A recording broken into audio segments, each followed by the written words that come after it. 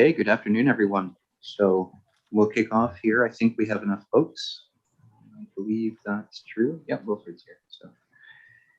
Okay, so we'll call to order right at 1:30. I'd like to start first letting attendees and delegates to this meeting know that it's being recorded and broadcast on YouTube and on our website, and that interaction with this meeting will be conducted through an email address that is responses@acrd.ca, and that we're not really monitoring the Zoom chat, nor are we monitoring the YouTube chat, especially. From that, though, before we really start, I'd like to recognize that we're conducting our business today primarily on the territories of the Hupatchisitt and the Shot First Nations, as well as Nuu-chah-nulth and potentially Coast Salish nations throughout the island. I'm unsure where everyone's coming from at the moment. And I'd also like to welcome our new Chief Administrative Officer, Daniel Sion. And I have a bit of a bio to read here, so I'll do that now. So Daniel comes to the region with over 15 years experience as CAO, with senior management experience with local governments, First Nations, as well as the private sector. Mr. Sion served as CAO for the town of Qualicum Beach, the village of Pemberton, as senior administrator for the Lil'wat First Nation. He has also worked in a number of public and private organizations prior to becoming a CAO. His experience includes the implementation of a wide range of initiatives, capital projects, and policies and programs in the areas of housing, economic development, strategic planning, health, procurement, and social development. Daniel lives in Qualicum Beach with his wife, Bree, and two children, Maya and Benjamin. His family is actively involved in sports and arts, which takes them to soccer pitches, basketball courts, and theater stages from time to time. Daniel does share a connection to our region as he was traditionally adopted by the Maso family of Cayuquit, and he also carries the name of X'Azak, which is a name given to him by the elders Mike Peters and Vera Edmonds and Martina Pierre of the Lil'wat First Nation. He's on his third day with us today, and so on behalf of the board, I'd like to welcome him to our board meeting and to our region. And I'm wondering if we could do a round of introductions around the boardroom table. So we'll start with Diane, if you wanted to go. And remember to use your microphone. Thanks. Thank you. Well, my name is Diane Bodner, and I am the Regional Director for the Cherry Creek area in Port Alberni. And it's very nice to see we have another new face to be able to communicate with. And thank you for coming in and sharing that introduction about you and your family. Thank you. Okay. John, if you wanted to kick off, please go ahead. Hi there, Daniel. I'm John McNabb, Regional District Director for the area of Beaver Creek and Vice Chair, and usually the leader of various insults and comments, so however that goes. So welcome aboard. I know that we're going to be very productive, and that your talents are going to be a great fit in the Alberni-Clayoquot Regional District. Thanks for coming. All right, thank you. I'm just going to go in the order of, and it's completely arbitrary, but in the order that I see in our display here. So Renee, if you wanted to go next, please go ahead. Yes, I'm Rennie LaCourcier. I'm the alternate for Sprout Lake. I'm replacing Penny Cody for today. And again, I'd like to welcome Danielle very much to this regional district, and I'm sure we'll all work well together in the future years. Welcome.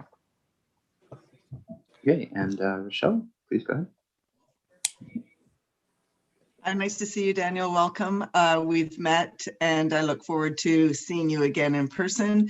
And I look forward to the upcoming months. I am the director's chair for the Ucluelet district, where I sit on council. Nice to see you again. And Tanya, if you want to go next. Yeah, hi, I'm Tanya Shannon. I'm the electoral area director for Beaufort. Welcome to the ACRD. And hopefully one of these days on a Wednesday, I'll have childcare so I can come hang out in the boardroom with you guys. And Bob, please go ahead. Hi, Daniel. Bob Beckett, Area Director for Manfield, the salmon capital of Canada. I look forward to wetting a line with you in the coming months. Just before we started, John McNabb and I were having a chat about the ACRD, and I was telling him that this is an amazing board. It's great to work with, lots of wonderful challenges and opportunities. So welcome. It's going to be an exciting ride for you. Thank you for your help. Thank you for that. Tom and then Ron. Hi, Danielle. Director Steer from the District of Tofino, and fairly new to the board as I replaced Mayor Osborne, now MLA Osborne. And I look forward to working with you in the Inter-City of Burnie Clayoquot Regional District. Go ahead, Ron. Me? Yeah. Okay. Welcome, Daniel. We really like to have new families to our area, and I hope that sometime in the near future, your soccer player and basketball players will be doing so, representing Port Alberni colors. We have a family home in Port Alberni, so I look forward. We have a family home in Qualicum, and I look forward to talking to you all about all things Alberni Clayoquot and Qualicum. So need to get caught up. Nice to meet you, Daniel. All right, we'll go with Kirsten. You want to go next? Hi, Daniel. I'm Kirsten Johnson. I am elected member of council for Toquot Nation. So I sit representing the Toquot Nation. Okay. And Shari, please go ahead. Thank you. Hi again, Daniel. I'm looking forward to seeing you in person again soon. Shari Minions, Director on the Regional District Board representing Port Alberni, and I'm the Mayor of the City of Port Alberni as well. Thanks. And lastly, we have Wilfred. Good afternoon, everyone. Apologies for joining on my phone. I'm just trying to juggle life, as we all know these days. So hello, Daniel. My name is Wilfred Coots. I represent the Huichurulta Tribe Government at the ECRD and have done so since we joined. Pleasure to meet you and look forward to meeting in person and working with you in the future. True. Alrighty. Well, thank you, everyone. I'm wondering if you want to say a couple words. Daniel, please go ahead. So I would like to say thank you to each of you. I'm really looking forward to this.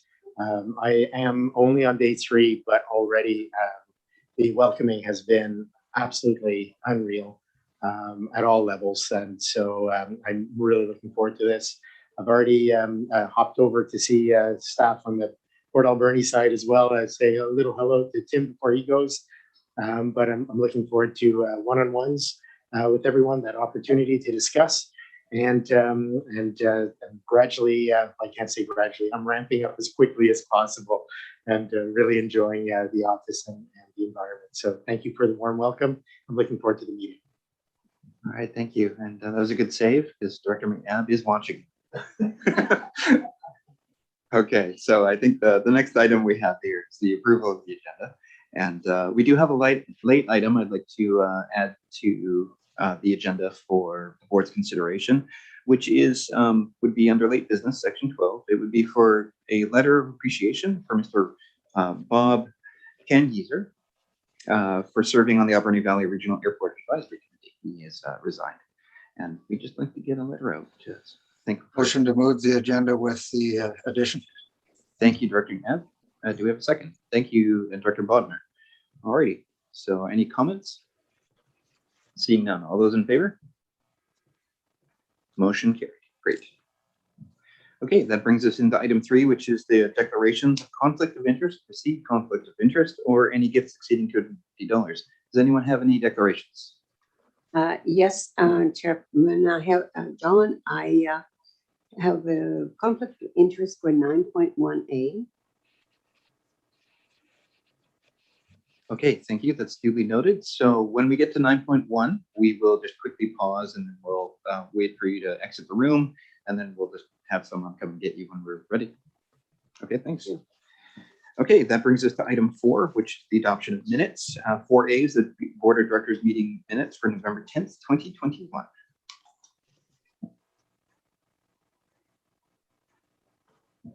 So Dr. McNabb moves, seconded by Dr. Shannon. Any comments? Dr. Shannon, please go ahead. Thank you. I tried to jump in on the approval of the agenda, but I need to step out at 2:50 this afternoon for about 10 minutes to be at the bus stop. I just want to throw that in as a reminder. Thank you. 2:50. That's about when we might just do a bio break anyway, so I think we're okay, depending on how quickly we are going through the agenda. Okay, are there any comments on the agenda, or sorry, on the motion as stated? Okay, seeing none, all those in favor? All opposed? Okay, motion carried. Okay, that brings us to item B, which is the Alberni Valley Airport Advisory Committee meeting dated November 16th. Moved by Director McNabb, seconded by Director Paulson. Do we have any comments? Please go ahead, Director Leclerc. Just Penny was hoping there's a May 26th, 2022 meeting to be, the grand opening of the airport. And she was hoping that the strategic plan will be ready at that time as well.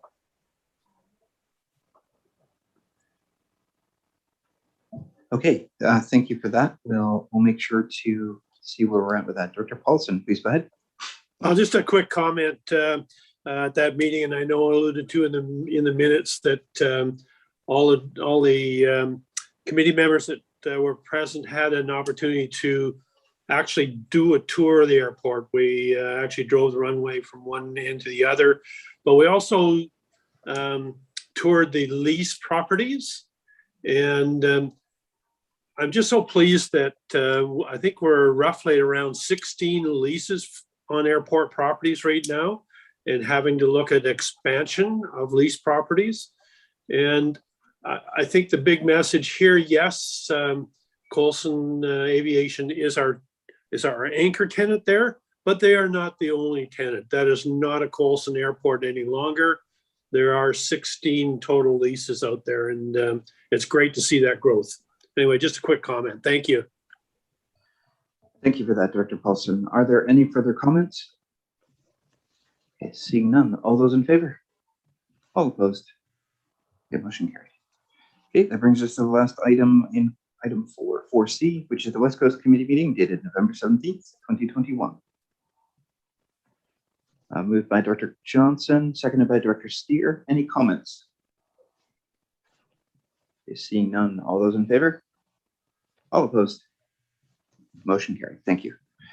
All right, that brings us to petitions, delegations, and presentations. Normally speaking, when we have presentations and delegations, we have a 10-minute maximum for the presentation content itself. If you go over time and you're not close to the end, it's likely I'll interrupt you to ask the board if we can continue with the presentation. So, it's not a huge thing. We just need to make sure that we're cognizant of time.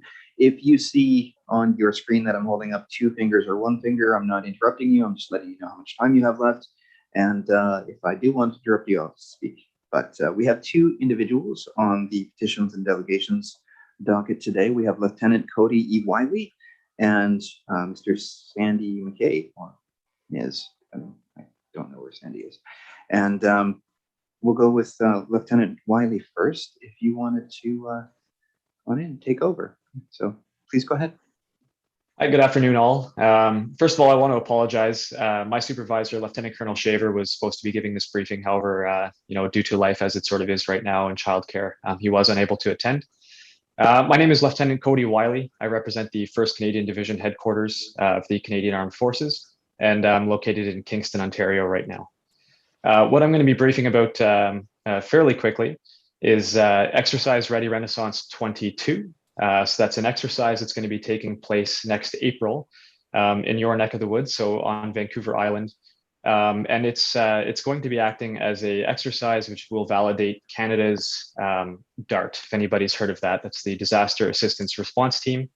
It's the Canadian government's high readiness, scalable, and task-tailored response to international humanitarian assistance and disaster relief efforts.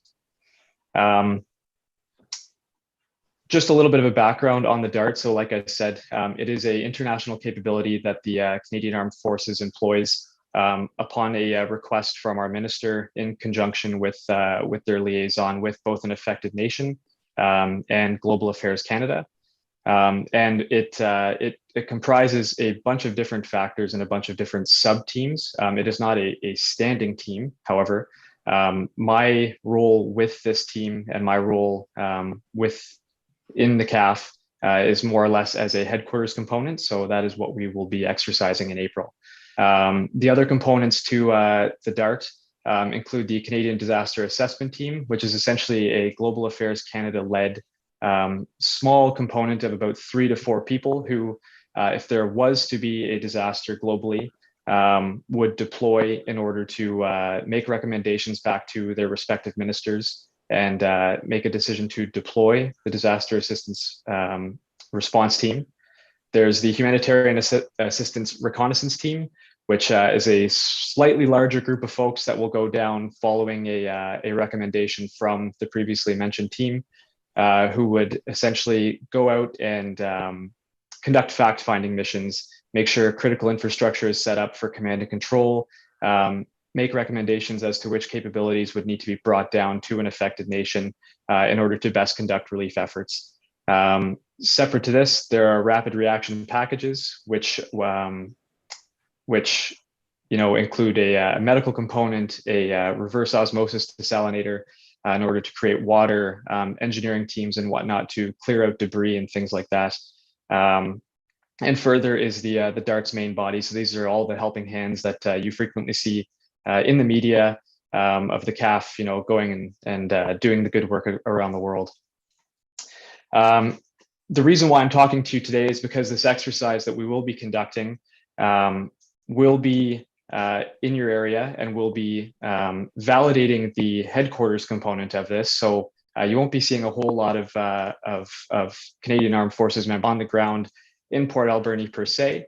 However, the exercise always benefits from having local subject matter experts and local folks who really know their area and can provide insight into the fact finding that our members do and bring back in order to feed their commanders and feed our whole of government approach to humanitarian assistance and disaster relief.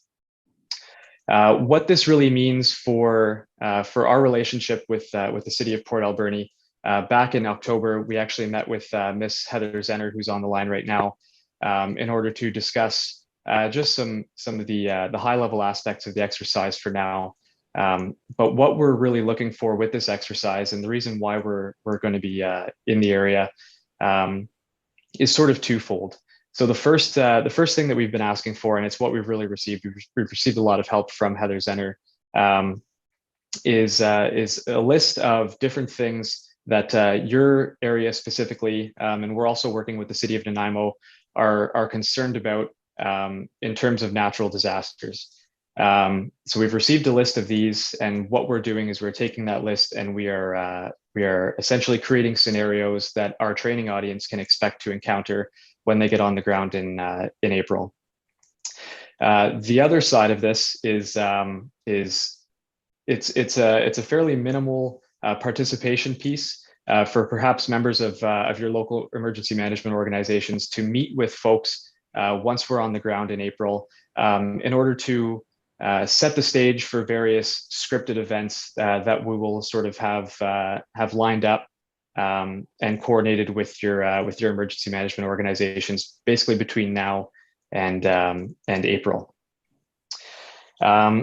All of this to say, what the exercise is really going to look like is our group is going to be located in Comox, and from there, the situation, which is going to be a subsea earthquake off the northwest coast of Vancouver Island, will obviously set off a whole gamut of large-scale disasters in the area that we will have to send out our small headquarters teams to go out and speak to local officials in Nanaimo, in Port Alberni, in Victoria, and come back to create a holistic picture for our commanders in Ottawa in order to make more assessments of the situation and decisions as to what type of response is required in specific areas. So with all of that said, the exercise that we have together, it doesn't necessarily rely on the support of the cities, in the sense that if you're unable to participate in the manner which I've sort of discussed, we will still go ahead. Generally, this exercise is conducted internationally. However, with COVID, we're conducting it domestically this year. It's a little bit easier for us to put together, and we don't normally have this level of participation or this opportunity when we conduct this exercise in Jamaica or the Dominican per se. However, we have an opportunity here where we can augment and improve our training value by dealing with subject matter experts in your area, and perhaps provide an opportunity for your emergency management organizations to have some conversations with yourselves when we bring certain disasters or ideas to light through the conduct of our exercise. That's all I have prepared. If there are any questions, I'd be happy to answer. Okay, thank you for that. So are there any comments or questions for Lieutenant Wiley? Director Steer, please go ahead. Thank you for the presentation. Appreciate it. I'm out on the West Coast in Tofino here, and I'm just curious, it might be more of a question for Heather, if she is online, if some of the sub-regional areas have been contacted, our EOC directors, if they've been involved in any of those conversations, especially based on the type of scenario that you guys will be running as your exercise scenario. I don't know if Heather's on there or not, or if she's available, but it's indirectly related to your presentation, I guess. Thank you, Director Steer, and thanks, Lieutenant Wiley, for your presentation. So no, I don't believe the DART team has reached out to the West Coast. The scenario is really focused on the Comox and Nanaimo and Alberni Valley areas. And like Lieutenant Wiley said, we're not going to be overly involved in the exercise, but it is around the same time as the Tsunami Preparedness Week. So we are planning our own exercise to be around the same time, which will be a high ground hike, which I'm sure Keith will be planning for Tofino as well. Okay, thanks. Are there any other comments for Lieutenant Wiley? Please go ahead, Director Paulson. Once again, just backtracking a bit, you said that the presence would be minimal with boots on the ground, but I'm wondering if there would be any personnel presence in the Alberni-Clayoquot Regional District area, and would there be a need for access to some of our infrastructure, airport, port, those things, those sorts of things for the exercise itself? Just curious. So at this time and at this stage in our planning, there is a hope that we will be staging various small events or fact-finding events in the city of Port Alberni specifically.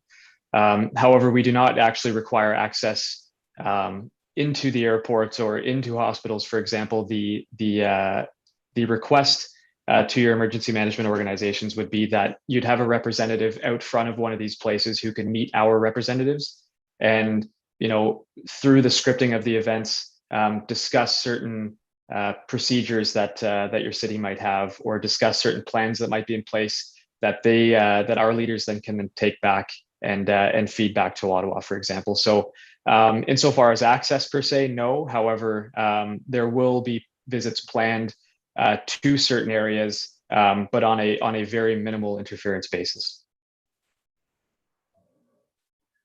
Okay, thank you very much. Are there any other comments or questions?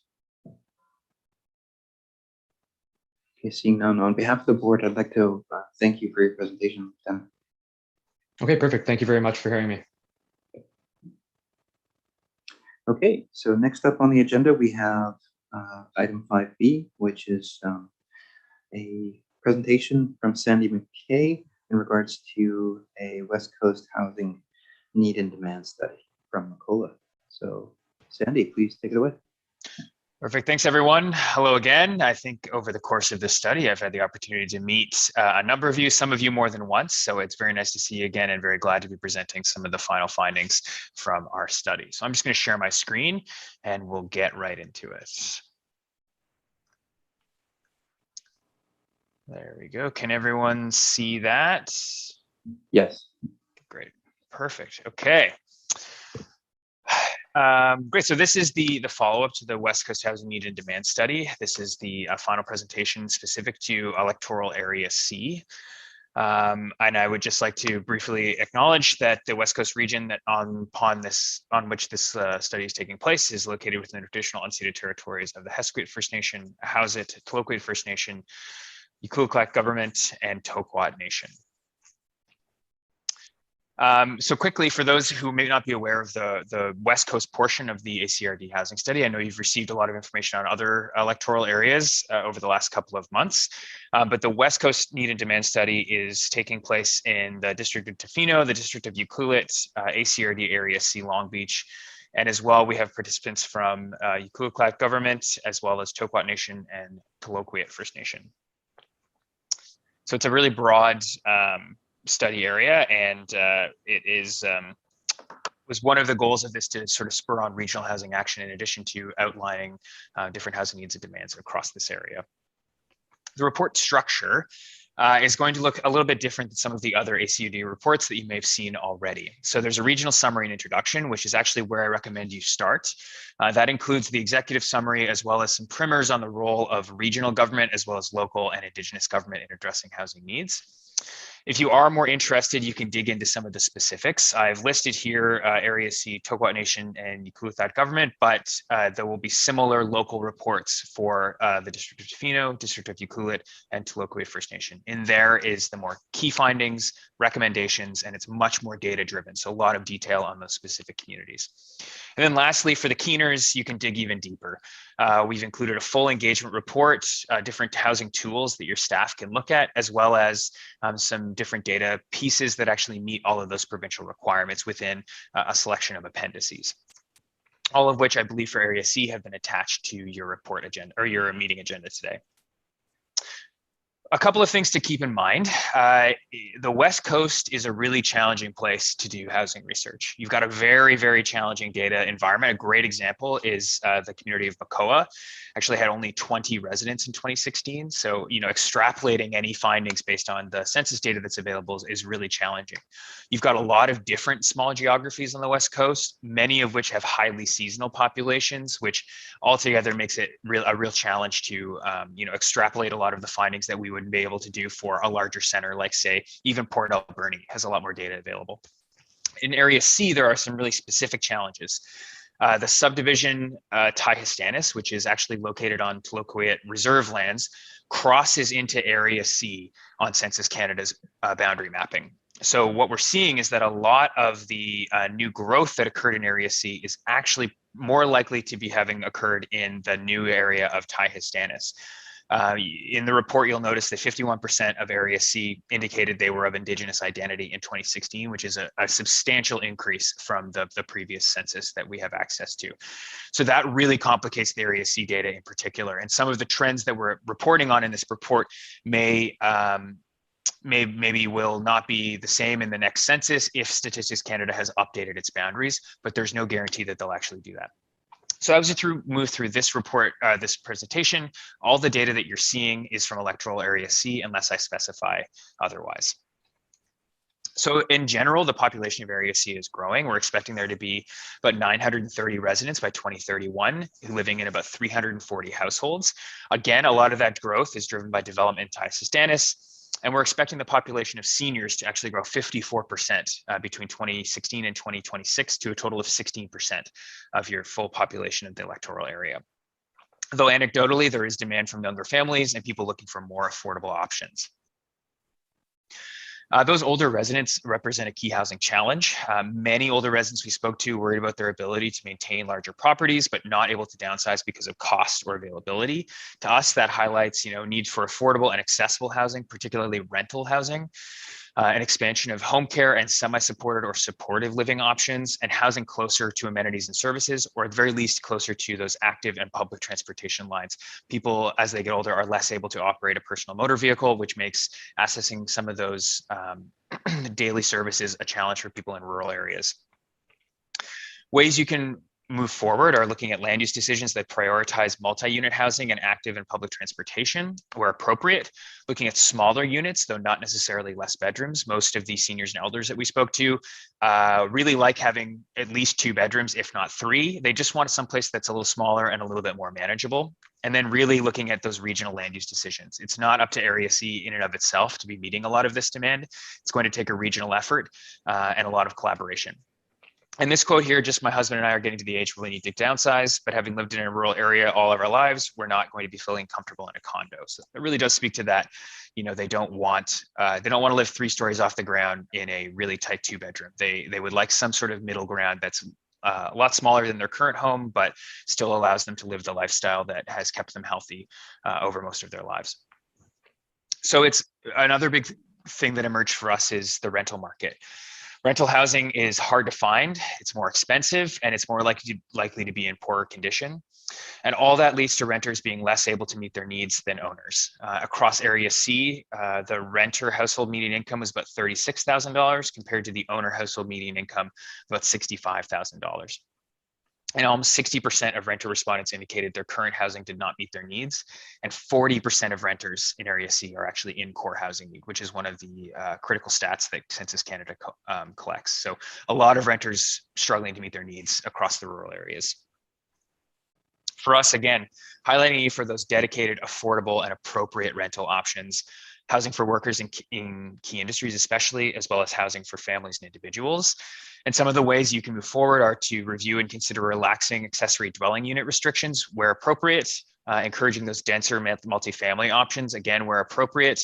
And I know something that your staff is looking at is actually updating the South Long Beach OCP to incorporate some of these findings.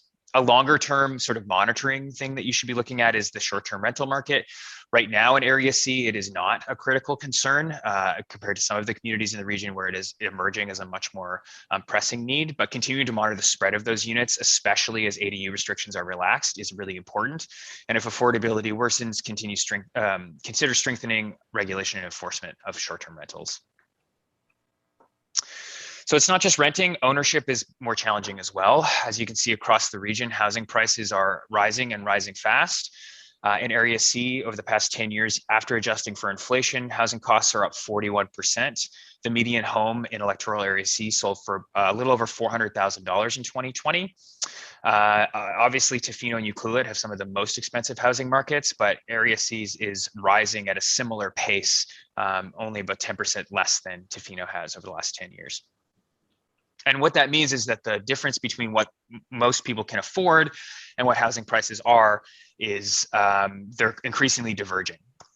So we tracked what an affordable housing cost would be for someone making the median income over the past 10 years against the median housing cost in Area C on this graph.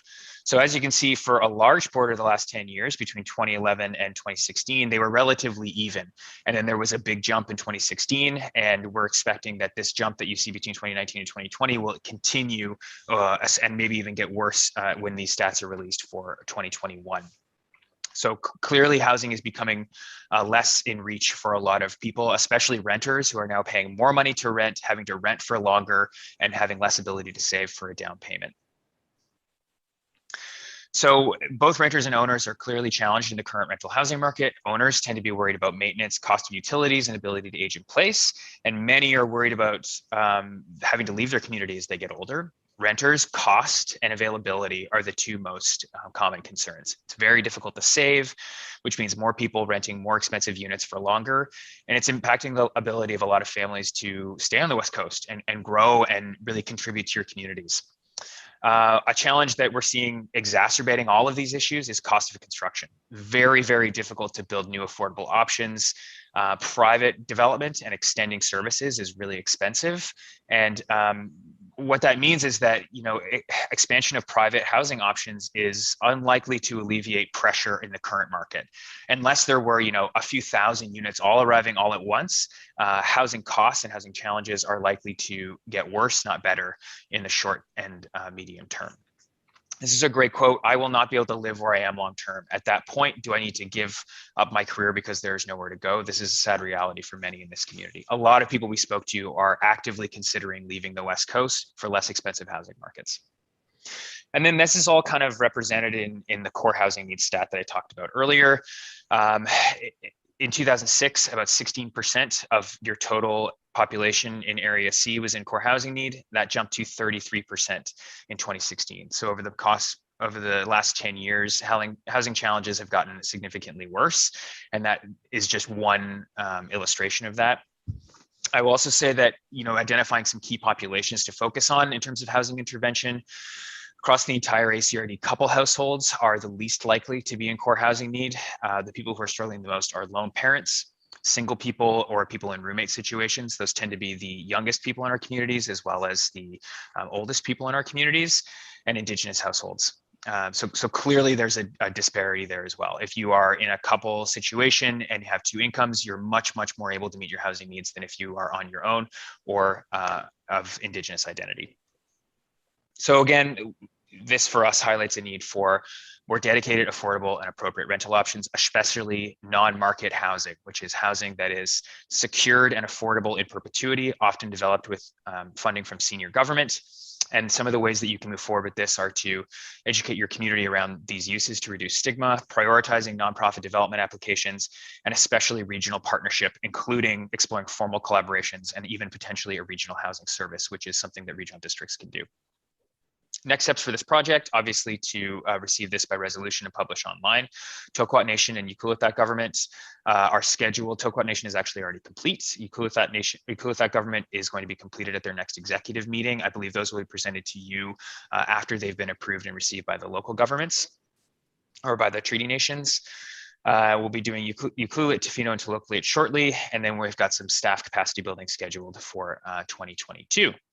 So that's it. Thank you so much for everyone who participated in the study, especially the Long Beach APC, Director Roberts, Alternate Director Ling, and Amy and Alex at the ACRD. All righty. Okay, well, thank you for that. It's quite informative. I'm wondering if we have any comments or questions.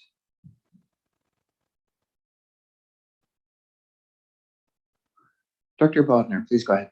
Yes, thank you very much for that report. That was really quite interesting and quite detailed. I was just wondering, how often would you run into seniors who live in a home, a family home, and say, "No, I'm not moving. I'm comfortable here. I feel safe here. I have a lot of memories here." And would that be a significant number, or did that even come up?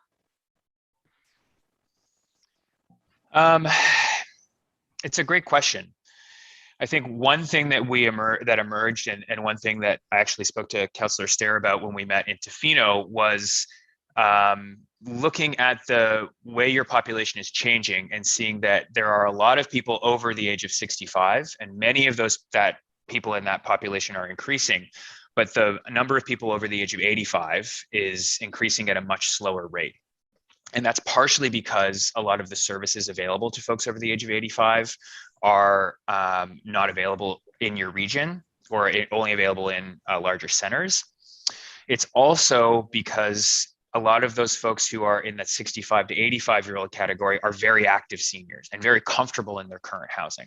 So many people in that age category are saying, yes, we're fine where we are. We have done the work. We had the income to make our home something that is accessible to us as we grow older. And certainly we ran into those folks, but even the most prepared people in their 60s and early 70s,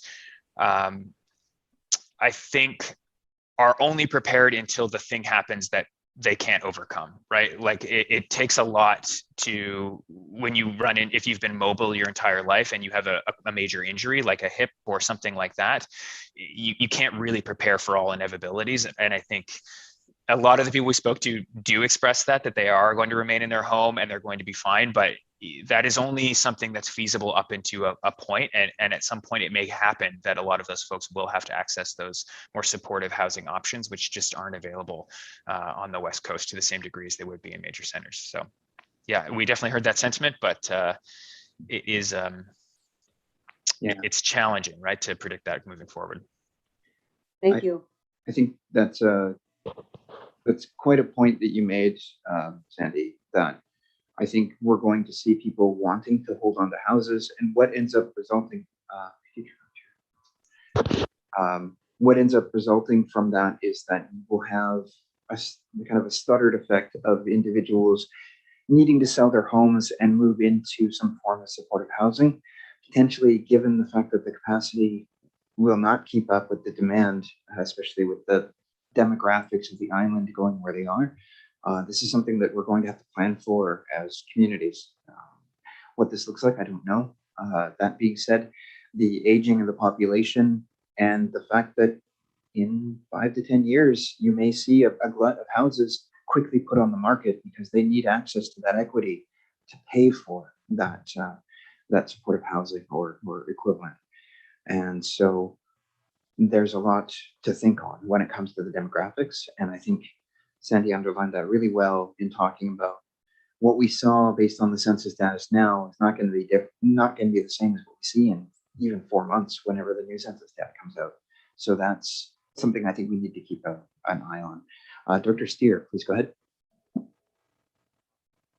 Yes, thank you. Thank you, Sandy. Appreciate the presentation. Once again, we've had the opportunity to discuss some of these exact issues that he's brought up, that some of those core issues reflect the regional aspect. And I think some of the key points that you brought up, I won't go over the senior aspect again because that was covered off, but that was in my notes here. But just one little touch on there is that obviously the services that are needed to specifically out in the REC and out in our regions as they age, that is one of the biggest challenges, as well as as you pointed out in the housing area.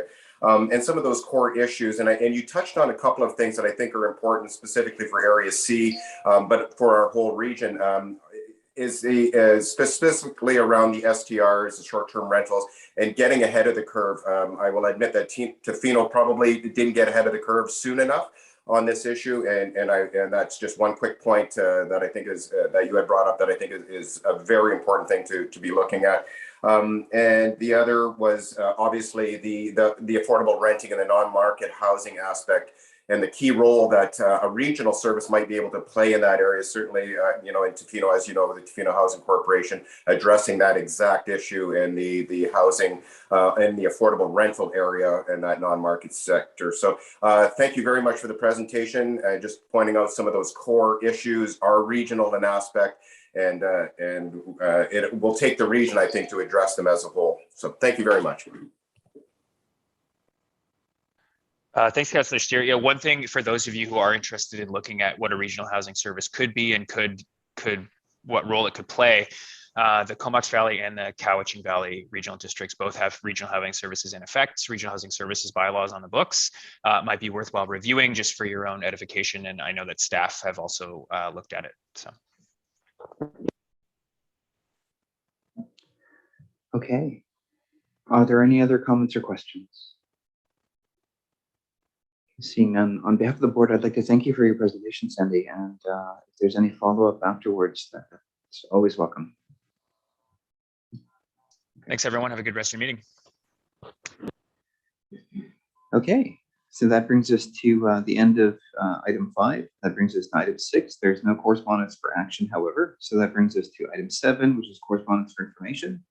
We have 2 items, something from ICE-T and something from the Ferry Authority. Would anyone like to pull anything out or move? Director Beckett, please go ahead. I'd like to move to receive items A through B for information, and then I would like to speak to item B, please. Okay, thank you. Do we have a seconder? Thank you, Director Paulson. Okay, please go ahead, Director Beckett. Thank you. I appreciate the letter back from the authority. Mark Tremblay, I think, addressed the concerns that the board had shared. The only thing that I am wondering about is the process on what if we don't see a letter? How do we flag that so that this doesn't fall off the radar. That's the only thing. Thank you. Thank you for that. I think having another discussion about this soon, maybe as a part of strategic planning, if we do have that discussion, we'll make sure that we keep that plate spinning. I think that's something that we'll need to look at as part of like a concerted kind of lobbying effort to make sure that we keep things in the air. Thank you, Chair. That would be excellent, because that would then trigger, if it was on our agenda for discussion, that would trigger a request to the authority to respond back, so we're prepared for that discussion. Thank you. Okay. Okay, are there any other comments? Okay, seeing none, all those in favor? All opposed? Motion carried. Okay, that brings us into item 8, which are requests for decisions and bylaws. First of which is a resolution regarding the signing authority changes, which I believe is just adding Daniel. Yep. Yeah. Would anyone like to move the recommended motion? Dr. McNabb, please go ahead. Or thank you. Do we have a seconder? Thank you, Director Bodner. Dr. McNabb, did you have a comment? I see that you're unmuted. No, just that the necessity of this is sort of a daily routine. Depends on who's in town, who's available. Lots of times the checks and the check registry for transfers has to be done promptly, and we all wear a lot of different hats, and so it's important that we have this kind of ability to have folks around that can actually sign off on these things. Thank you for that. Okay, are there any other comments? Okay, seeing none, all those in favor? All opposed? Okay, motion carried. Thank you very much. That brings us into item B, which is the a representative nomination for the Alberni-Clyde Health Network Table of Partners. Dr. McNabb, go ahead. So I've got just a kind of a point of order question on this. We've got an election coming up next year, and this is for a 2-year term. Mm-hmm. Can we do that?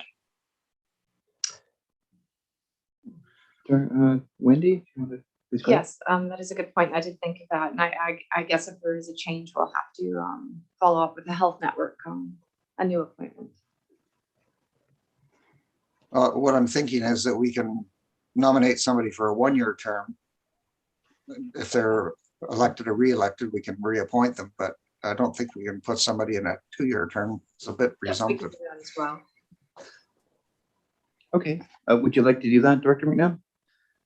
Yes, I would nominate Director Cote for a 1-year term on the Alberni-Clayquat Health Network Table of Partners, commencing January 1st, 2022. Thank you. Do we have a seconder? Dr. Cole, thank you.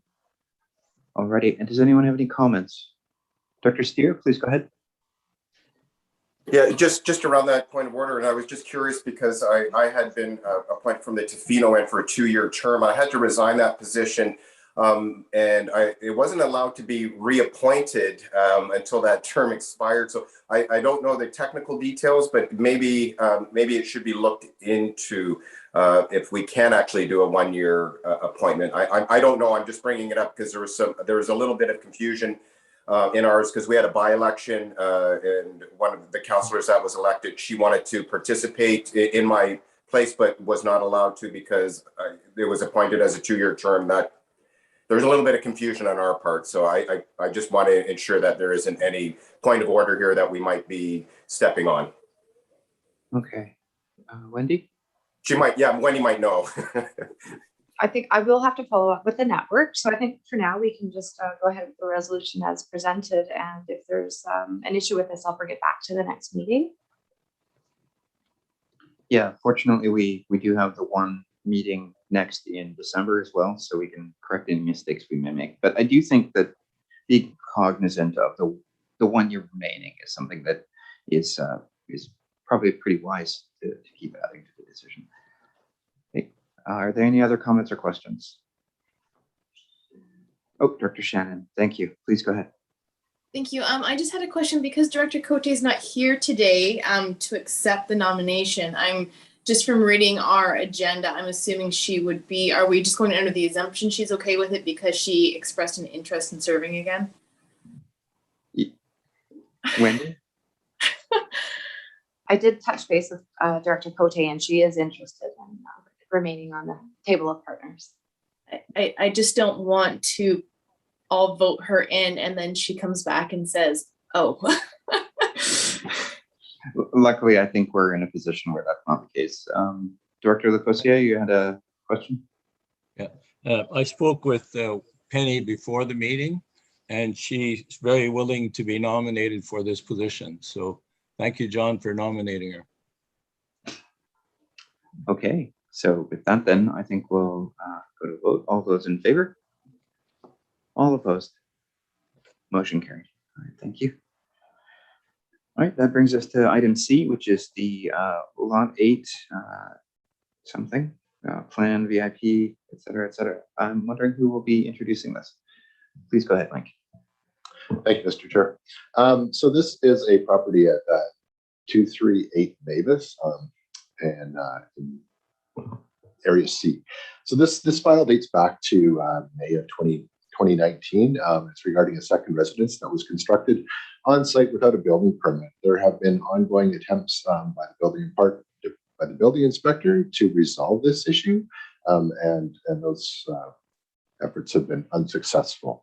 So the building inspector initiated the notice on title process, and sort of this is the final step. I would note that the owners were sent letters just notifying them that we would initiate the process, and then the corporate officer also sent them a registered letter inviting them to come and speak, and so they had that opportunity at the meeting today. And staff recommends that that the board pass the resolution, place the notice on title.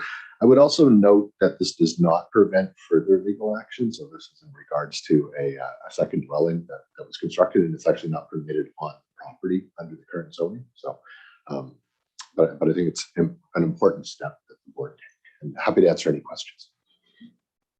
Thank you. Are there any comments or questions? Dr. Shannon, go ahead.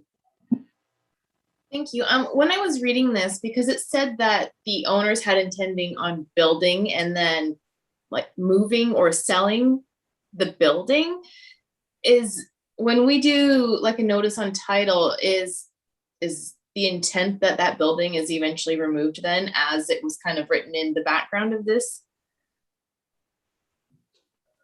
Yes. So if again, the notice and title would stay in place until the property is brought into compliance. Whether that is, there's all kinds of things could happen, including the building being removed or taken down. Okay. But it's just to notify any future owner or any agency that requires some information on the title.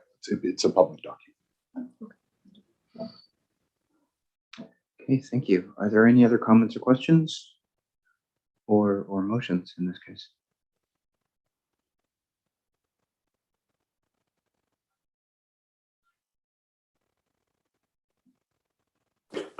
Director Steer, please go ahead. Yeah, I'll make the motion. Let me just find the right one here. That the Alberni-Clayoquot Regional District Board of Directors resolve to register a notice on title to Lot 8, Plan VIP 25529, District Block 469, Clayoquot Land District, as per Section 57 of the Community Charter. Thank you. Do we have a seconder? Thank you, Director Johnson. Any further comments? Okay, seeing none. All those in favor? All opposed? Okay, motion carried. Thank you. Okay, that brings us to item D, which is the Banfield Volunteer Fire Department, the Mini Pumper Fire Apparatus, RFP. Heather, yes, please go ahead. Thank you. This one's pretty simple. The recommendation is for the board of directors to award a contract to Fort Garry Fire Trucks to purchase a mini pumper truck for the Banfield Volunteer Fire Department for the west side, $328,000 plus tax. If anybody has any questions, I'd be happy to answer them. Please go ahead, Dr. McNabb, and then Dr. Beckett. So mini pumper truck. I'm thinking about that. I'm thinking that could be a bunch of things. So is it like a Hino or something? What is the truck? I'm not sure that I'm going to be able to answer that. Director Beckett, could you chime in? Please go ahead, Director Beckett. Sure, thanks. I'm not sure what the cabin chassis is on this truck, but a mini pumper is simply a smaller version of a full pumper. Usually the pump capacity and the tank size are smaller. It's for the west side, John. So they have limitations with the road works, also limitations on the haul size, the ability to park it inside. So it was spec'd out in consultation with the underwriters, and Charlie worked very closely with the chief and deputy on putting the specs together for this vehicle. And the other thing I was wondering is whether or not these two trucks, because we had one last meeting for Sproat Lake, whether or not we took the opportunity to bid them both together. No, they were bid separately, but around the same time. Yeah. So I see that Arrington has got what I would think a mini pumper truck would look like, driven by their fire hall a few times, and it's a smaller version of a big truck. So kind of a good idea and inexpensive compared to what we just paid for a pumper truck. That's for sure. Thank you. Okay, thank you for that. Director Beckett, you had a comment too? Well, we're very frugal out in Banfield. And by the way, because I might have misled our new CAO when I said that we were the salmon capital of Canada. With all due respect to Ucluelet and Tofino and Port Alberni, my apologies. We're not. We're getting there. I just want to thank the team for putting this bid together. And I would like to make the motion that the Alberni-Kayacot Regional District Board of Directors award the contract to supply a mini pumper fire apparatus for the Banfield Volunteer Fire Department to Fort Garry fire trucks in the amount of $328,090 plus taxes. Thank you. Do we have a seconder? Thank you, Director Steer. Any further comments? I do think, Director Beckett, you do need to send an apology to Mayor Andy Adams at Camboyver as well. I think he would take issue. Okay. So with that, are there any further comments or questions? Seeing none, all those in favor? All opposed? Okay, motion carried. I didn't get a response from Director Minions. That's on me. Okay. Next item is item E, the bylaw enforcement policy and bylaw enforcement officer designation. So it's policy. So yeah, please go ahead. Thank you. So just a little bit of background. So the purpose of this policy is to establish clear and consistent procedures, roles, expectations, and standards for bylaw enforcement, and also to designate the two bylaw enforcement officers. So confirming Jason Kivas and then appointing Charity Hallberg Dodds as the bylaw enforcement officer. And this will allow for the issuance of the bylaw notices. The policy provides a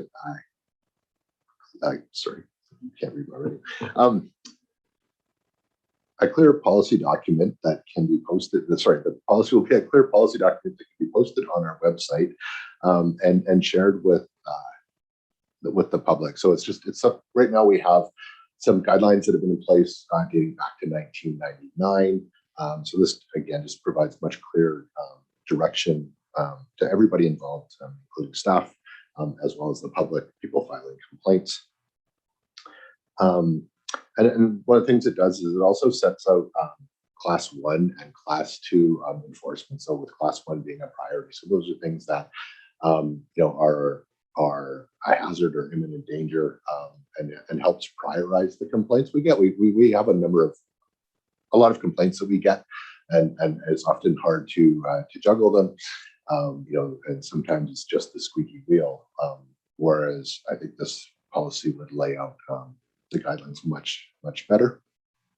And also the policy clarifies the roles of all of us that are involved in the enforcement process. And I am happy to answer any questions. Thank you for that. Are there any comments or questions? Dr. McNabb, please go ahead. So I would move that the Board of Directors rescind the current ACRD bylaw enforcement policy. Thank you. Do we have a seconder? Thank you, Dr. Paulson.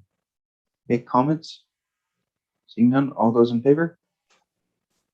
Motion carried. I'd move that the Board of Directors adopt the ACRD bylaw enforcement policy. Thank you. Do we have a seconder? Okay, Director Paulson, thank you. Any comments? Dr. Shannon, did you have a comment? Thank you. I just had a question on page 45. We are at under 4 observed bylaw violations. Because our bylaws are complaint driven, I'm just wondering where like 4.11 says a bylaw violation that's a class 1, which is the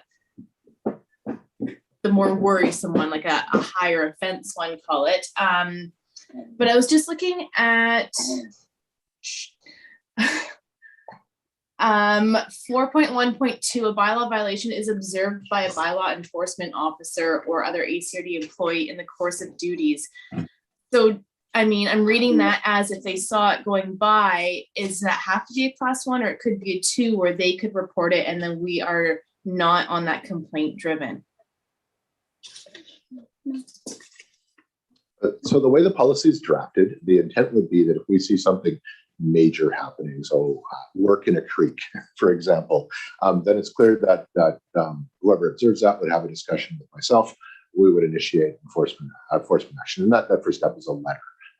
What the policy isn't doing is bylaw enforcement staff or any staff are not out actively looking for bylaw infractions. We don't have the resources to do that, and that certainly has never been the board's direction. So we wouldn't be actively looking for things, and just the priority would only be those major infractions. Does that answer your question? Unless the board is wanting us, if we observe class 2 and was defined as class 2 infractions, we wouldn't be bringing those forward under this policy. We would be waiting to get a written complaint, unless the board wants us to do something different. No, sorry, if I can jump in, Chair Jack. No, that's what I just wanted to clarify, because I know that's always a question that I get, especially out in the rural areas, is, I mean, if it's not bothering anybody, I mean, not that I'm condoning anything, but that's always is it going to be actively looked for? Are we going to be paying for more stuff? So I wanted to be clear on that. So thank you, Mike. I appreciate that. Yeah, and if I could just add one other thing on the components of the policy is that with class 2 infractions, proximity to the complainant to the infraction also plays a role. So if somebody in Sproul Lake was complaining about something in Beaufort and it's a class 2 complaint, unless we have 2 written complaints, we would not be taking any action on that. So. Thank you for that clarification. I have Dr. Paulson and then Dr. McNabb. I think my question was kind of answered. It allows us to be proactive rather than reactive in certain situations, and that's a good thing, I think. Thank you. Dr. McNabb. So I'm just kind of wondering, on a point of order, is that we just made a motion that the Board of Directors adopt bylaw enforcement policy, but shouldn't it say the date and the policy number right there? Like the new one, yeah. Is there a way to designate the difference between the two and incorporate that intention? Yes, we can add as presented, or we could also put the date of the policy. as part of the resolution. Policy dated today's date. Okay, is that sufficient, Dr. McNabb? Yes, I just think it's a little bit confusing that we rescind it and without a number, and then we adopt it without a number. We could be adopting the same one we just rescinded. Yeah, okay, so we'll add the dates to the adoption reference and then go from there. Is that okay, Dr. Paulson? As seconder? Yep. Okay. I'm wondering if I lost track here. Is anyone else who had any comments? Any follow-up, Dr. McNabb? Nope. Okay. With that then, all those in favor? All opposed? Okay, motion carried. And then I think there's a third one here. Yeah, I would move that the board of directors designate Jason Kivas and Charity Halbert Dodds as bylaw enforcement officers. Do they get guns? Do we have a second? Thank you, Director Bodner. Any comments? Thankless work. Okay. All those in favor? All opposed? Motion carried. Thank you. And thank you, Mr. Kivas and Ms. Dodds. Okay, that brings us to item F, which is a request for decision regarding campground and development issues at Long Beach Airport. Jenny, please go ahead. Thank you, Mr. Chair. Staff presented this report to the West Coast Committee last week, and the report basically highlighted some of the issues that we're having with long-term lease and development at the airport. It includes contamination issues, servicing issues, our land use plan, which we still do not have adopted, and guidance for development, a number of issues. And staff looked at sort of an action plan that we can work towards, which would address those and put us in a better situation to be looking at different applications such as campground development and really guiding long-term development at the Long Beach Airport. So we recommended finishing up the contaminated sites report, finalizing that and posting it on the website, which will happen shortly. We are undertaking a water and sewer servicing plan, which we hope to have to the next West Coast Committee meeting in the early new year. And engaging with all of our partners, rights holders, stakeholders on the land use plan, and hopefully coming up with a finalized plan to adopt, as well as working on a business and development plan, and then working on some more detailed guidelines for development and application process. The committee was very supportive of the strategy, and we are bringing it to the board for a final resolution. If that is the case, then we will work with our new CAO to do a resources assessment to see what is needed to support this, and then bring that back to the board and committee as part of the upcoming financial planning process. If there's any questions, I'd be happy to answer them. Okay, thank you. Are there any comments or questions? Dr. Steer, please go ahead. Right, well, this was a clearly articulated and laid out action plan, and if there was no, well, I can read the motion if that would be okay at this time. Yeah. That the Alberni-Clayoquot Regional District Board of Directors support in principle of long-term development planning for lands at the Long Beach Airport and direct staff to complete an assessment of resource needs and financial implications to support this objective as part of the 2022 to 2026 financial planning process. Thank you. Do we have a seconder? Thank you, Director Cole. Any comments? Seeing no comments, all those in favor? All opposed? Okay, motion carried. All right, thank you. And thank you, Jen. Okay, that brings us to 9.1A. So I think we're just going to pause for a second to let Dr. Bodner jump out.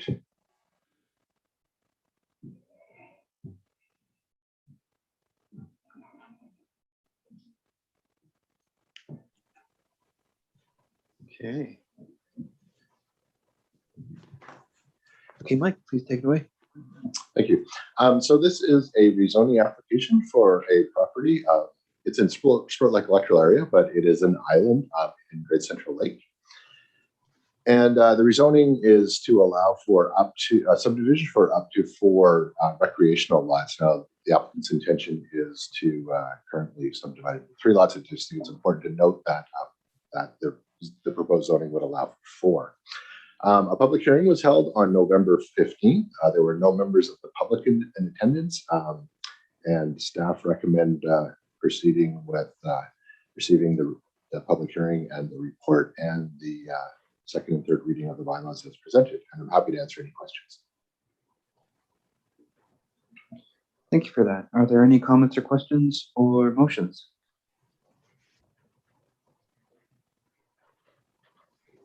Okay, Director LaCourcia, please go ahead.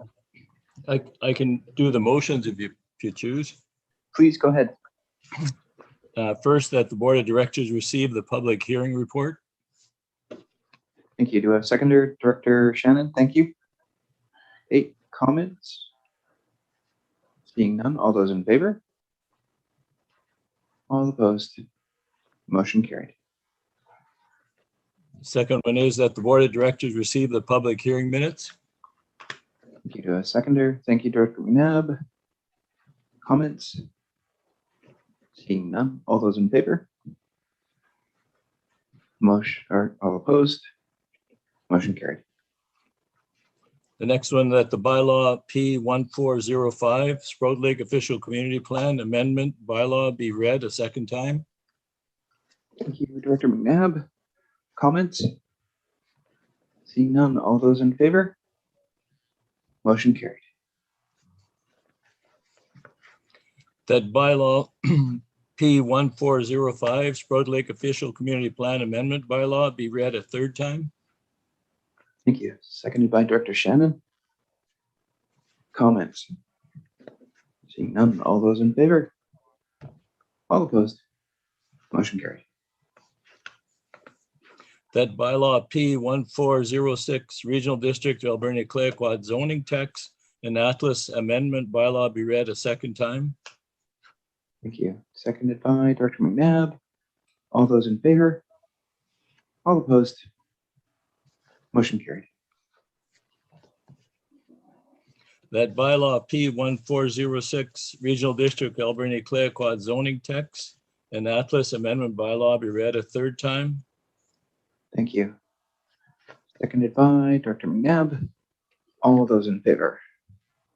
All opposed? Motion carried. All right, thank you. All right, if we could get Director Bodner back in. Thank you.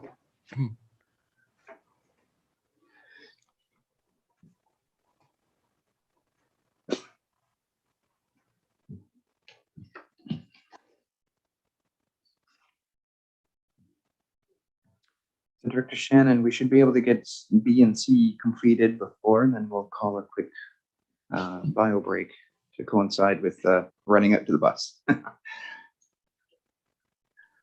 Okay. We're ready? Yeah, item B, which is a development variance permit application. Director McNabb, did you just want to take it? So I would move that the Board of Directors issue development variance permit DVE 21004. Thank you. Do we have a seconder? Thank you, Director Bodner. Okay, any comments? Just to say that this lot is a very unusual shape, and it almost comes to the point of hardship as far as trying to use lot coverage on it because of the actual shape of the property itself. Okay, thank you for that. Any further comments? Seeing none, all those in favor? All opposed? Okay, motion carried. Item C. Mike, did you want to introduce this? Sure. So this is a rezoning application for a property on Highmore Road, and a public hearing was held earlier in the month. Then at the previous board meeting, the board gave second and third reading, and now all conditions of the rezoning have been met. Staff recommends proceeding with adoption. Thank you. Director Bodner, did you want to move the motion? Yes, I'd like to move that bylaw P1433, Regional District of Alberni Clayoquot zoning atlas amendment bylaw be adopted. Thank you. Do we have a seconder? Thank you, Director Shannon. Okay, any comments? Seeing none, all those in favor? All opposed? Motion carried. Great. All right, let's do item D. That is a temporary use application. Do we have time? We've got a little bit of discussion here, I think, on this one. Yeah. Okay. Director Shannon, if you need to leave, we'll just leave and then we'll do a break afterwards. Please go ahead, Mike. Okay. So this is the temporary use permit application for the campground at the Hollies Golf Course on the Alberni Highway. And I think to start, one of the notes I want to make is that I just want to clarify that what's the board considered on July 28th is a temporary use permit 20005. And I just, technically this is considered a new application, as there's been a significant time lapse since TUP 17010 expired in 2020. And also what the board considered on the 28th of July, there were several new conditions proposed to be included in this new TUP. So in my report, I had in brackets put that it's a renewal of the temporary use permit from 2017. But technically under the Local Government Act, this would be considered a new TUP. So I just wanted to clarify that. And staff have had a question from one of the directors, and I thought I would just run through what we had discussed so that everybody has that information. So this application, the applicant through their agent is requesting or proposing 35 RV campsites, and also with no limitation on the occupancy, which what the board considered on the 28th. One of the limits is 22 campsites and a maximum of 180 days for any individual camper. So again, that differs from what was passed in the 28th.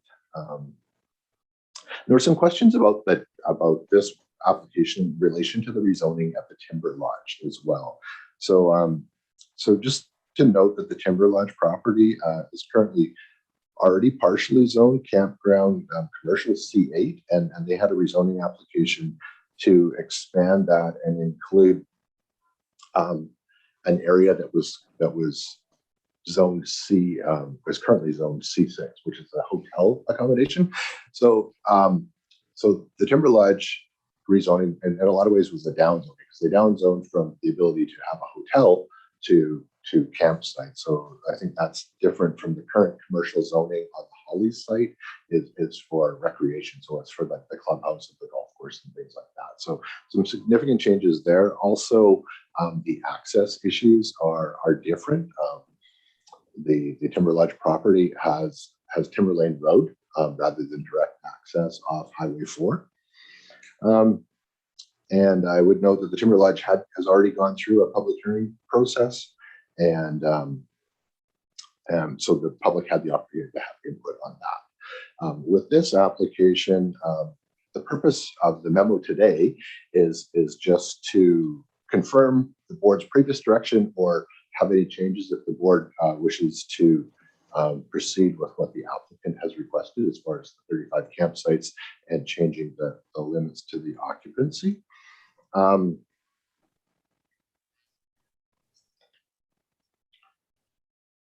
Staff is of the opinion that and recommend that the board stay with the 22 campsites and have a requirement that the occupancy is limited to 180 days for any individual camper to keep it more of a campsite. And staff recommend that the board confirm these conditions that they passed at a previous by resolution on July 28th. And I just want to note that if the board does pass the recommended staff resolution, the next step would be to hold a public meeting to garner public input. So we would do a notification to neighbors similar to a public hearing, and set up a meeting to allow neighborhood input or anyone who felt their interest in property were affected. And happy to answer any questions.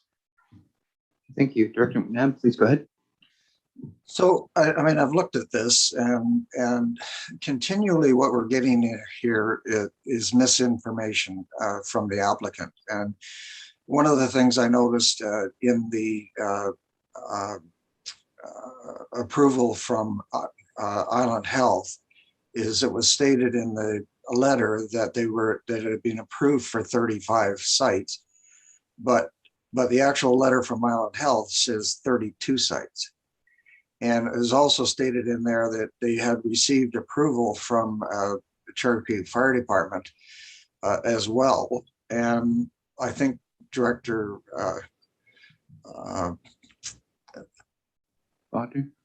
yeah, I've just skipped my mind, can speak to this. I mean, from when I talked to the chief about this, that wasn't the comments that I received. I mean, this is on a temporary use permit.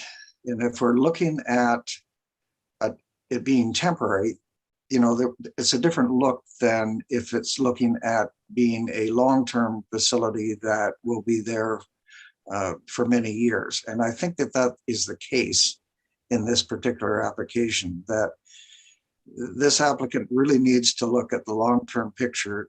It's being compared to some facilities in Qualicum and other places, and they are governed under the RDN, the Qualicum ones, completely differently. The RDN is very specific about what needs to happen at these RV campgrounds, and you know, the fact that they're taxed and expected to be 180-day recreational facilities, which this is. It's not meant to be a domicile for somebody. It's meant to be a recreation facility. So I mean, I really support the direction of staff on this. I think that it needs to go to the public to be flushed out and discussed and move to the next level. I mean, what exists there at 35 sites is not the picture that the community that I've talked to wants to see. And I mean, I guess that'll come out at a public meeting, what the community actually wants to see. But we've approved it at 22. And unfortunately, the applicant didn't respect our approval and completely moved past our approval in leaps and bounds and made this into something that we don't stand behind, because we never approved it and we never had it in the planning process in the initial state. So it leaves us in a position of going back and saying, hey, this is what we said and this is what we want, and you know, that's what we expect. So that's my 2 bits worth. Leave it to everybody else. Thanks. Thank you, Director. And Director Minions, please go ahead. Thank you. I want to really echo the comments just made by Director McNabb, and I also want to express my disappointment and frustration over, you know, this came to us a few months ago, and I actually advocated, I know I don't have a vote here, but I advocated for, you know, the need for flexible housing in our community right now, and I still feel that very strongly. But I was very disappointed over the summer when I learned that new spaces were being leased to new people. At no point have they gotten down to the 22 units that they were approved for. You know, so we approved them for 22, they went up to 35, people moved out and they re-leased those spaces to people. And I find that incredibly disappointing when they know that they need to be, you know, when we're already in this process, they know that they need to be reducing to that 22 that they're approved for, and they're releasing out new spaces in the middle of, you know, making a request from the regional district to work with them. So I find that really disappointing. And I think that when we go through a process like this with an applicant, and when we approve a temporary use permit, or when we consider a rezoning, we put a lot of trust in the applicant to have confidence. We need to be able to have confidence in the fact that they're going to follow the regulations that we put in place. And now we've seen, you know, approval at 22 go up to 35. And then when it's been made very clear by our staff and the board that they need to reduce that back down to 22, they've still disregarded that and released spaces out when they're still over that 22. So I have to say, when I learned that they had leased a new space to somebody that I know very closely, I was really upset, because I think that it shows that this is not unfortunately, an applicant we can work with and trust to follow the regulations that we put in place, no matter what we make them. I think if we approve at 180 days, I personally don't have confidence that they're going to follow that based on actions to date. So I know, again, I don't have a vote on this, but I would really caution the board to move forward, because unfortunately, although there is a need for this type of housing, we need to be able to have confidence in just in being able to trust the people that we are approving and that they're going to follow the regulations we put in place. Thank you. Thank you, Director Minions. Director Bonner, please go ahead. Thank you. And just echoing everything that Director McNabb said, there has been a lot of holes in all the information we receive. And even going back to the fire chief from Cherry Creek, he did do an inspection in September, but at that particular time, there wasn't any mention about the 35 extra units. And he did not comment on that. So I question that as being supportive. And there are other little nuances to this as well. And staff have spent a lot of time having to deal with this particular situation. And I would like to make sure that we stay focused on the 22 units and 180 days. It is a campsite. It is not a recreational area or an area for trailers and living accommodations over long term.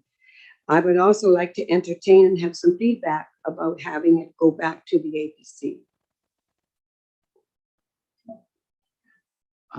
Okay, comments or feedback? Mike? I certainly can make a comment. Director Bonner and I have talked a little bit about Director Bonner getting some more input from your advisory planning commission. So again, if the board proceeds with the resolution my staff presented, we certainly could arrange an advisory planning commission meeting prior to holding a public meeting to get input, and we would just include the minutes and feedback from the advisory planning commission as part of the public meeting minutes record. So that's certainly something that is that we can do.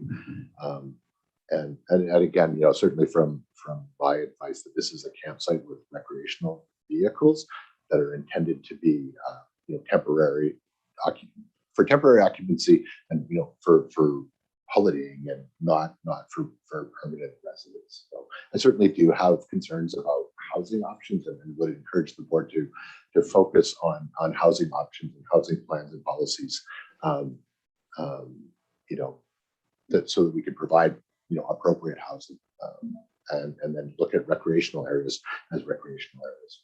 Okay, that sounds entirely reasonable. So are those activities, can they be embedded into this motion, or is it understood that that will happen if we pass the motion? Certainly to refer back to the advisory planning commission could be a second motion. That would be fine. Okay, that sounds good. So we'll do a referral after we do this motion then, if that's okay? Yes. But please go ahead, Director Bonner. Okay. I'd like to move that the board of directors confirm the 17 conditions listed below are a requirement for proceeding with TUP 20005 as per the board resolution from July 28, 2021, including limiting the campground to 22 campsites. Thank you. Do we have a seconder? Thank you, Director McNabb. Any comments? Director McNabb, please go ahead. So just to clarify, because in other jurisdictions, it's the way it's meant to be, the 180 days is per calendar year, correct? Yes, that's correct. Okay, so somebody could take up a site there in July and actually stay till June of the next year, because it would be 188 days in one calendar year and 180 days in the next calendar year. Okay, an interesting comment. We can draft it in a way that it's 180 days consecutive occupancy. No, what I'm saying is that's the way it works in other jurisdictions, that you can. So somebody that's actually building a house or something like that can do that. They can come in June and they can leave the next May. So it's I think that's the way Salmon Beach actually functions as well. the calendar rollover kind of thing. Yeah, Yeah, it's a calendar year, so that just as long as they're not there 200 days one year, 200 days the next year. Yeah, there may be a way to kind of not only use calendar years, but reference like a total amount within a certain amount of time as well. And like do a double check. There's mathematically ways to do it. It's just settling on that. That can come out of work that gets done too, I think. Are there any other comments? Sorry, Wendy, please go ahead. I just have one clarification, check with Mike. So the resolution is saying listed below, but there's nothing below. So I think to clean up the resolution that the board of directors confirm the 17 conditions listed on pages 74 and 75 of the board agenda package are a requirement for proceeding rather than listed below, because there's nothing listed below in the resolution. So That is a very good point. Mike, did you? I mean, that's fine. I mean, the board's already passed this resolution. I'm just reconfirming what they've already said. So, you know, the important part is they're not supporting it. Yeah, okay, so it references back. Okay. Okay, thank you. Director LaCourciere, please go ahead. Oh, you're muted though, Renee.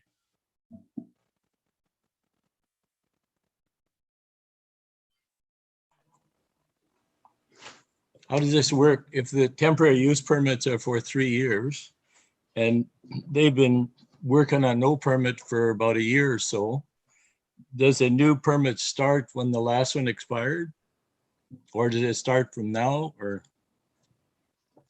So as this is technically a new application with new conditions, it would be considered a new temporary use permit. So it could be from the date the board issues it for up to 3 years. You know, this is going to have, you know, it'll come back to the board early in the new year after a public meeting. So it could be for 3 years from that date or less time.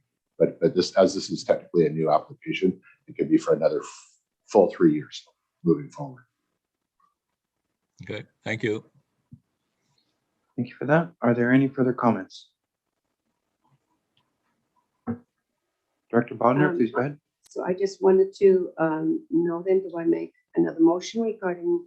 Oh, once we go to vote on the first one. Okay. Yeah. And I'll do that right now. So all those in favor? All opposed? Okay, motion carried. Please go ahead, Dr. Bodner.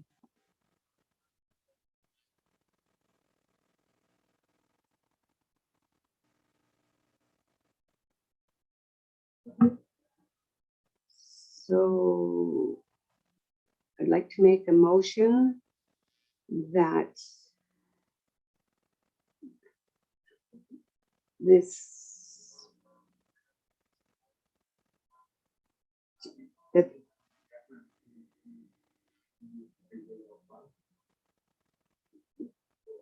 in reference to proceeding with TUP 20005, be referred back to the APC.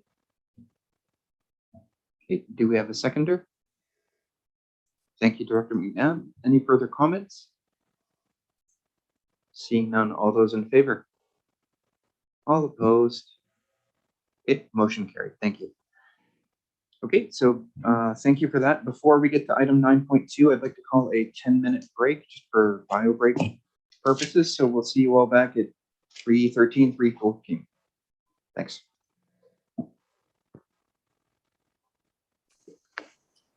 Mr. Beckett, I was thinking you're absolutely right. Banfield is the capital of the small salmon of the world. You're absolutely right. Ooh, fighting words. There's good fishing out there, that's for sure, though. So, yeah.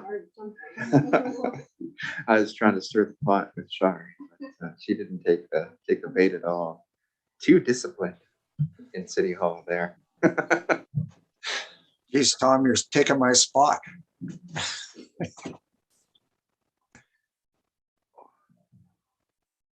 So you getting over a cold, Bob? Or sounds like you got a bit of something. Oh, I am. Yeah, I've got another meeting with Colwood Council tonight from 5 to 7, and I'm not sure I'm going to be able to make it. I'm just, yeah, struggling. Make sure you rest your voice because it can really hit you when you're sick too. Yeah, yeah, and then to get picked on about the size of my fish, I can't believe it. They taste better. Big fish are big. Hit them when they're down, right, Bob? That's the way we go. Yeah. Yeah.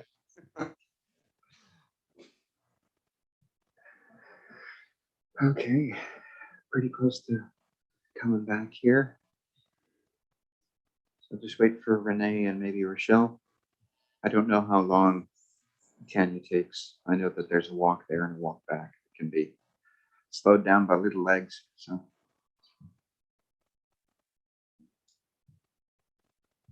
good timing, Rochelle. Okay. All right, it's 3:14, so we'll pick it back up because I think we got enough folks to keep going. Next item is 9.2, which is the Long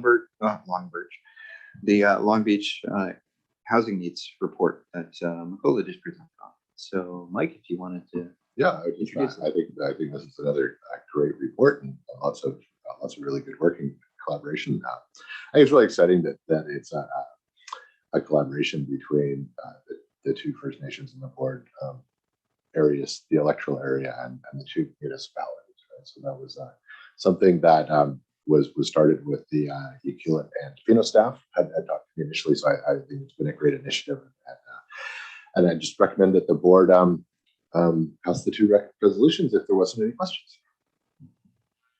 Okay, thank you so much. So yeah, we do have two separate motions here. So if we wanted to entertain them, then that would be great.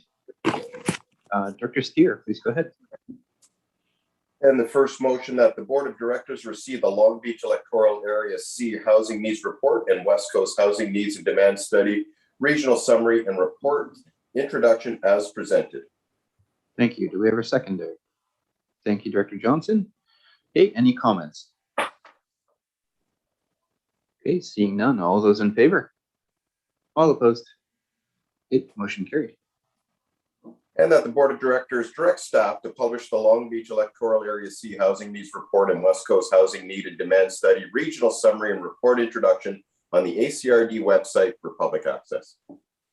Thank you. Thank you, Director Beckett. Second. Comment, Director Cole? No? Okay. All those in favor then?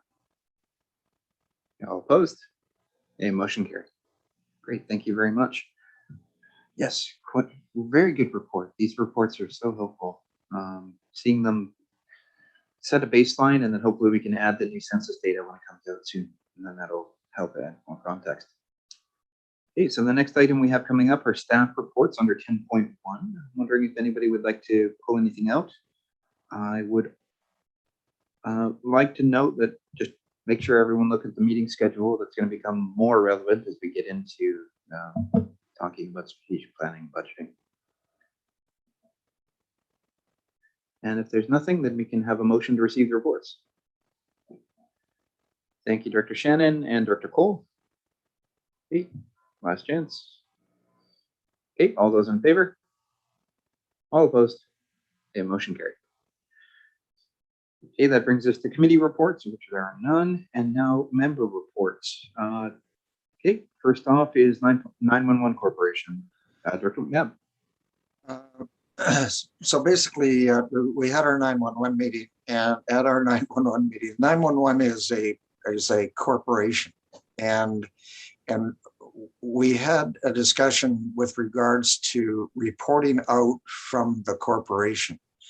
So what we discovered is that we don't have a procedure within the corporation to identify the items that can actually be reported out in public or in camera. So that's something we're going to have to establish over the next 30 days or whenever we have our next meeting, so that we can actually not be found in contempt of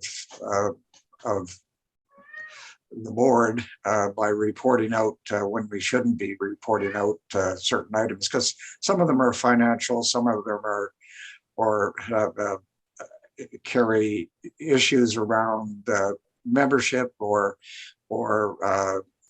contracts that we may have with other areas. So some of it is sensitive, and we need to identify that. So that was pretty much the crux of the whole meeting is trying to figure out where we go from there. And I see this in other. I mean, even the Continued Care Society, it's that same sort of complication, because it is a society has a different set of rules than we do as directors on the ACRD. So something we'll work through, and in January we'll figure it out, and we'll have a fulsome report. Thank you. All right, thank you very much for that. Next up, we have the Vancouver Island Regional Library. Director Cote is not here and did not attend as an alternate, so we'll just skip over that one. Next up is the Alberta Valley Chamber of Commerce. Dr. Minions, please go ahead. Thank you. No report today. All right, next up is the Air Quality Council. Dr. Bodner. Yes. At our last meeting, Ashley Pavlovich from the Paper Excellence Sustainability Report, she gave a very detailed report about all the different gases and what goes on within the pulp mill. And what's very interesting to note is that the greenhouse gases from these mills, the emissions have been reduced by 60% since 1990, which is quite significant. In the wood stove exchange, there was 9 so far this year. 3 of them have converted over to natural gas. And the purple air monitoring, there has been one recently installed, another recently installed at Sprout Lake Fire Home, number 2 on Faber Road. And currently we are getting monthly automated reports from Environment Canada, and the AQC has just signed up to get weekly reports, and therefore be able to deal with any problems sooner than later. We went over the new burning bylaws, and seem to be quite easy to understand, and very pleased that they are now bylaws. And that's it. Okay, thank you very much for that. If you could turn your microphone on. Okay, next item is the West Coast Aquatic Board. Dr. Steer. No meeting, no report. And the AVICC, Dr. Cote is not present. Beaver Creek Water Advisory Committee, Dr. McNabb. No meeting, but we're kind of pumping along, flowing down the river, so we're good. Okay. Next up is the West Island Woodlands Advisory Group. So I can cover this, and Dr. McNabb, if you wanted to add an addendum afterwards. So the West Island Woodlands Advisory Group, they mostly were covering off a presentation from Hoyt in regards to the name change of the TFL 44LP to Sawakin, as well as an overview of our integrated resource management plan and how that fits into the overall picture of forestry, at least in the Hoyt context. I feel weird talking about it from a qualitative perspective, though. So, Dr. McNabb, you were there too. So, if you wanted to add anything, please go ahead. So, yeah, we did discuss in depth the old growth deferral process and the impact on Western Forest Products. The impact at this point in time is minimal because of the policies that are already in place with Western Forest Products and Hoyt. And so the long-term picture is not likely to be quite as gloomy as it looks from the outside. Also, First Nations are a big part of the discussion with regards to the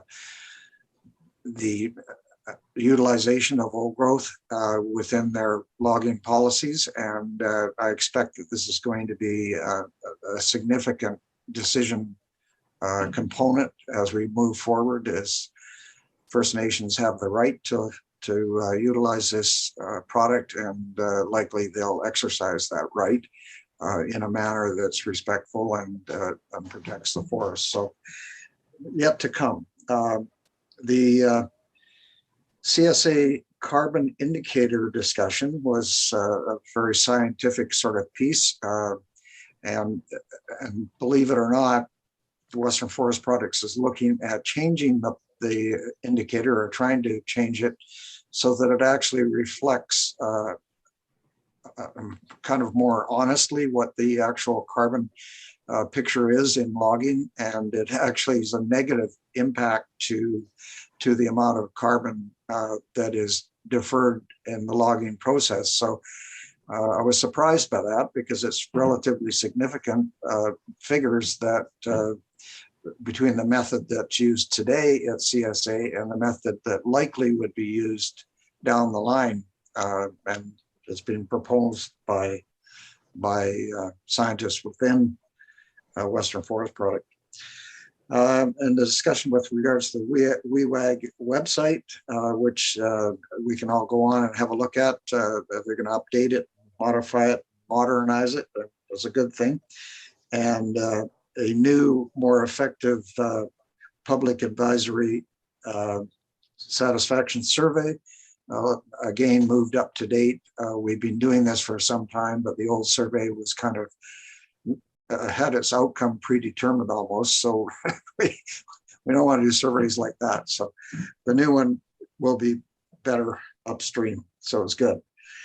And that's pretty much it to our meeting about logging. It's good.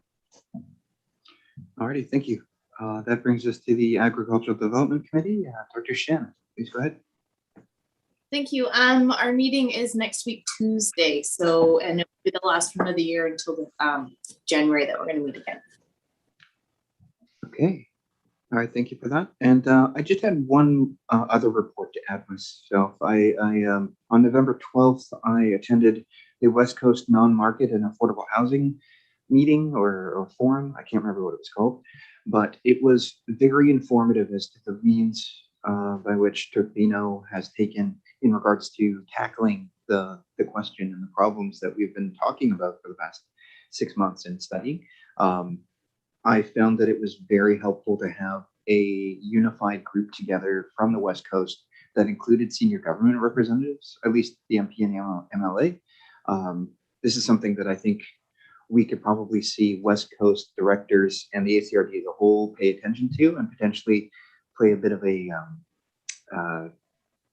bringing people together type of role, the same way that I can't remember what it was called, but when the NTC brought in representatives of the leadership from the West Coast, including First Nations, to talk about issues, they did the same thing.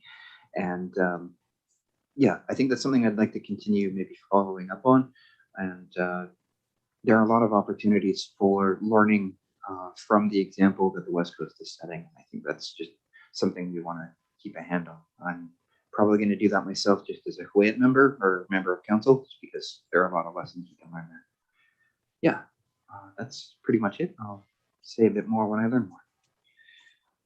Are there any other reports to be added? Okay, seeing none, if we could have a motion to receive the reports, please. Thank you, Director McNabb, seconded by Director Johnson. Okay, all those in favor? All opposed? Okay, motion carried. Thank you.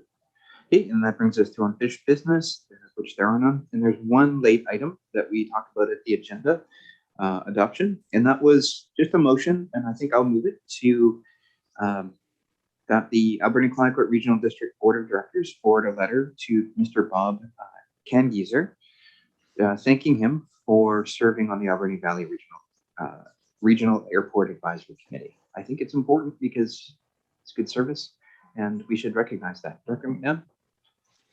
Just to say that Bob Kangiser has been a citizen that's given a lot to this community over a period of 20 or 30 years, and you know, losing him on any board is a loss to the community. I understand that, you know, he's getting to a point in his life where that home issues take over, and I respect him for that. But his contribution over the period of years has been very, very significant, and I certainly would like to thank him for all of that. Thank you.